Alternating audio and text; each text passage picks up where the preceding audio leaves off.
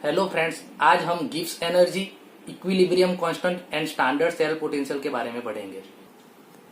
11th में हम पढ़ चुके हैं कि गिब्स एनर्जी को जी सिंबल से दिखाते हैं डेल्टा आर जी, यानी reversible Gibbs energy delta R G is equal to maximum work.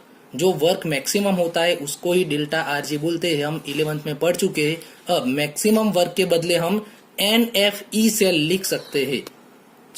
हमारा Gibbs energy and E cell का रिलेशन मिला।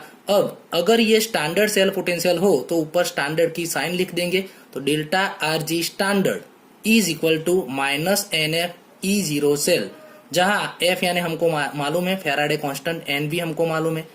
अब हम Gibbs energy and equilibrium constant के बारे में भी 11th में पढ़ चुके हैं। Delta R G is equal to minus R T L N K. अगर एल एन के बदले हमको लॉग लिखना है तो 2.303 लॉग लिख सकते हैं। तो आगे 2.303 आर टी लॉग के, ये दोनों रिलेशन याद रखना है, ये फॉर्मूला दोनों याद रखनी है। इस पर से हम ई जीरो सेल एंड के का रिलेशन भी बना सकते हैं।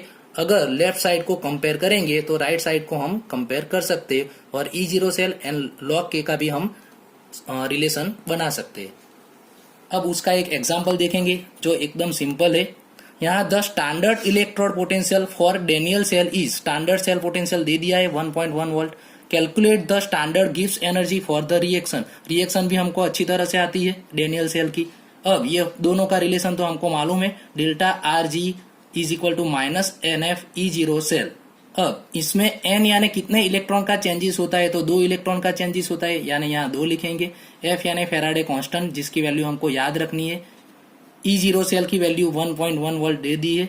ये जो हमारा आंसर मिला वो जूल पर मोल में मिलता है। अगर जूल पर मोल में से हमको किलो जूल पर मोल में कन्वर्ट करना हो तो 1000 से हम डिवाइड करेंगे तो हमारा आंसर आएगा 21.227 किलो जूल पर मोल। अगर आपको log and anti log calculator से फाइंड करना नहीं आता हो तो ये उसकी मेथड मैंने दे दी है। जो लॉग फाइंड करना हो तो हमारे पास जिस वैल्यू का लॉग फाइंड करना है, सबसे पहले वो वैल्यू लिखेंगे, फिर 13 टाइम्स रूट लेंगे, 13 टाइम्स रूट लेंगे, फिर -1 करेंगे, फिर मल्टीप्लाई 3558 ये करेंगे तो हमारा लॉग मिल जाएगा।